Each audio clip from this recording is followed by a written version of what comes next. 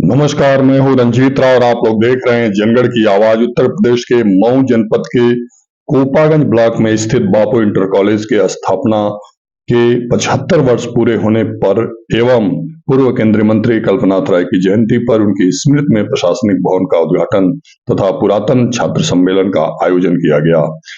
उत्तर प्रदेश सरकार के नगर विकास एवं ऊर्जा मंत्री ए.के. शर्मा जी ने विद्यालय के प्रशासनिक भवन का उद्घाटन किया और पुरातन छात्रों सहित 142 गणमान्य लोगों को अंग वस्त्र देकर सम्मानित किया, जिसमें प्रमुख रूप से बिहार में जज भूपेंद्र राय जी, जेडी योगेंद्र सिंह जी, पूर्व जेडी जयप्रकाश राय जी, कला विभाग के विभागाध्यक्ष सुनील विश्वकर्मा जी, वरिष्ठ पत्रकार ओम प्रकाश गुप्ता जी, अजीम खान जी, सत्येंद्र राय जी, मानस मर्मज्ञ रितेश जी महाराज जी और जमीनी नेता देव प्रकाश राय जी सहित गणमान्य लोगों को सम्मानित किया गया। वहीं भाजपा के पूर्व जिलाध्यक्ष जय नारायण राय जी को भी सम्मानित किया गया। कार्यक्रम को लोकप्रिय क्षेत्रीय अध्यक्ष सहजानंद राय जी, जिला प्रभारी रमेश सिंह जी ने संबोधित किया। इसकी अध्यक्षता क्षेत्रीय अध्यक्ष सहजानंद राय जी ने किया। इस अवसर पर पूर्व मंत्री उत्पल राय, कोऑपरेटिव के नवागत chairman Akhilesh Tiwari, Prakash hospital and trauma centre के director doctor Manish Rai, Sai pharmacy college के प्रबंधक अखिलेश राय मौजूद रहे। कार्यक्रम के आयोजक जिला पंचायत अध्यक्ष मनोज राय जी ने सबके प्रति आभार व्यक्त किया। बापू आयुर्वेदिक मेडिकल कॉलेज मऊ के BA MS 2021 बैच से महाविद्यालय में प्रथम, द्वितीय और तृतीय स्थान प्राप्त करने वाले विद्यार्थी दिव्या अर्चना सुरभि जी को श्री A.K. शर्मा जी ने अवार्ड देकर सम्मानित किया। A.K. शर्मा जी ने कल्पनाथ राय जी को नमन किया और उन्हें याद करते हुए कहा कि मऊ की धरती की एक एक नींव के पत्थर से बाबू कल्पनाथ राय जी के नाम की आवाज आज भी आ रही है। जैसा कि आप सभी कहते हैं कि कल्पनाथ राय जी के जाने के बाद 25 साल तक मऊ में कुछ नहीं हुआ।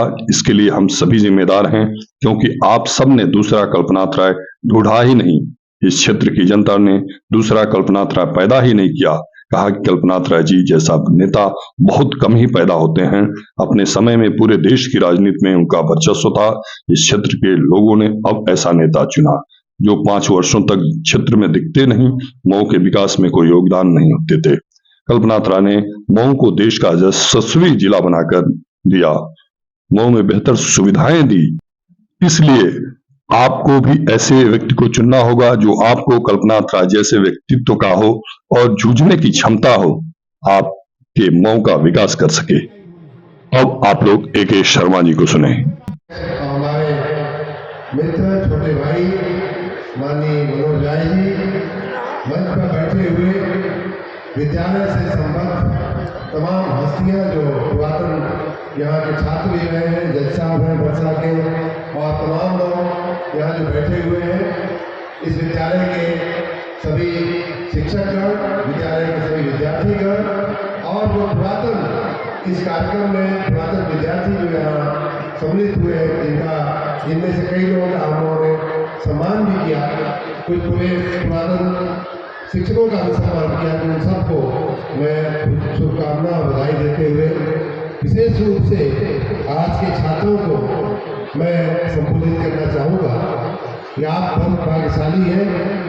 जिले में मैं जब पढ़ता था DAV में, मुझे वो समय याद आ रहा है, बच्चों को देख के, बच्चियों को देख करके। देखिए, ये संस्थाएं जो बनती हैं 100 साल चल रही है, 50 साल 75 साल से। बापू इंटर कॉलेज हो या मैं स्वयं DAV इंटर कॉलेज का विद्यार्थी रहा हूँ, इनका जो लक्षण होता है, विलक्षणता होती है, इनकी जो पवित्रता होती है, उसको बनाए रखना ये कोई आसान काम नहीं है। और जिले के बापू इंटर कॉलेज जो है, जिले के नहीं बल्कि पूरे क्षेत्र के कई जिलों में के कुछ विद्यालयों में से ये एक विद्यालय है जिसने अपनी पवित्रता को बनाए रखा है, अपनी शैक्षणिक जो उनकी पवित्रता होती है उसमें आगे बढ़ रहे हैं। मेरा इस विद्यालय से कई बार आना जाना हुआ है, कई बार नाता रहा है। कई शिक्षक हमारे गांव के हमारे मित्र भी माननीय जुगल किशोर राय जी यहाँ पढ़ाते थे, तो उनकी मोटरसाइकिल में बैठ करके मैं आता जाता था।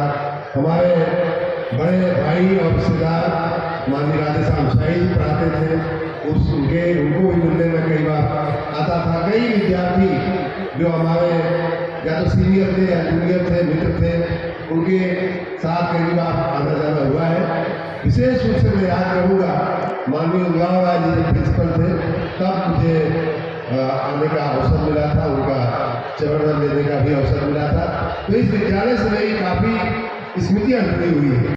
लग रहा है एक बात जरूर है, शिकायत आप लोग हमसे करते हैं, सबसे करते हैं, और मैं वही शिकायत आपको मैं वापस देना चाहता हूँ। वो ये है कि आप में से जिससे भी पूछा जाए, जिससे भी मिला जाए, तो यही कहता है कि कल्पना चावला के बाद 25 साल कुछ हुआ नहीं। तो उसके लिए जिम्मेदार कौन है? कल्पना चावला है कि आप हैं और हम हैं? जिम्मेदार कौन है?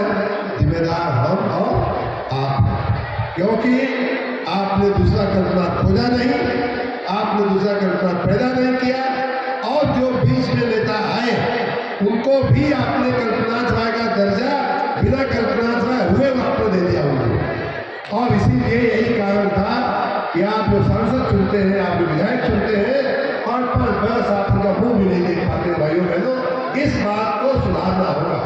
अगर कल्पना चावला का योगदान है कि मऊ जिले को उन्होंने मऊ बनाया, मऊ जिले को उन्होंने उत्तर प्रदेश का ही नहीं बल्कि पूरे देश का एक यशस्वी जिला बना करके हमारे आपके हाथों में दिया है, तो उनकी यादों को याद रखते हुए हमें ये बात भी याद रखनी पड़ेगी कि आप उस व्यक्ति को चुने, उस व्यक्ति को आप अपना वोट दें, उस व्यक्ति को अपना राजनीतिक समर्थन दें जिसमें कल्पना चावला जैसा जूझने की ताकत हो, जो जूझ करके मऊ जिले का विकास कर सकता हो। यहाँ गरीबों के घर में रोटी, किसी ने कहा किसी का चुनाव नहीं चलता था तो उसको कल्पना चावला की मदद करते थे। ये सारी बातें सही है, लेकिन गलती हमारी है, गलती कल्पना चावला जी की नहीं है। उनको अपने समय में उन्होंने जो करना था किए। बीच में का जो कालखंड आया है हमारे सबके लिए ये बहुत चिंताजनक एक कालखंड था, लेकिन सौभाग्य से अब वो कालखंड पूरा हुआ है। अब हम माननीय मोदी जी, माननीय योगी आदित्यनाथ जी के शासनकाल में, स्वर्णकाल में हम जी रहे हैं। हाँ, ये जरूर है कि आने वाले दिनों में फिर से वो गलती न हो जाए कि हमें फिर से ऐसे समारोहों में इकट्ठा होकर के यही कहना पड़े कि अरे क्या किया जाए, यहाँ तो कुछ हो ही नहीं रहा है। यहाँ कुछ होगा तब जब आप सही निर्णय, राजनीतिक निर्णय सही लेंगे, तभी होगा। वर्तमान की बात किया जाए तो आपने देखा कि स्वयं माननीय मोदी जी, देश के प्रधानमंत्री, जब दोहरी घाट पे रेल का उद्घाटन कर रहे थे तो उन्होंने देहरी घाट, बड़हरगढ़ और भी 2-4 उधर के कस्बे हैं, उन सब का नाम अपनी जबान से लिया था कि नहीं लिया था? आप में से कई लोगों ने सुना होगा।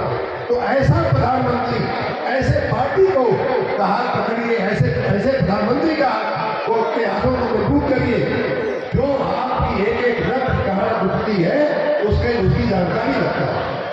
आप ऐसे नेता को चुन देते हैं जो जाकर के अपना साम्राज्य चलाता है, अमेरिकी उल्टा आकर के अपने हमारे ही पैसे से अपना साम्राज्य बनाता है और आकर के हमारे आप पर ही आंख दिखाता है हमको, आपको। तो इसलिए तो समय कम है, बहुत सारी बातें करनी थी, लेकिन राजनीतिक दृष्टि से हमें सही निर्णय लेने का की मेहनत करनी पड़ेगी।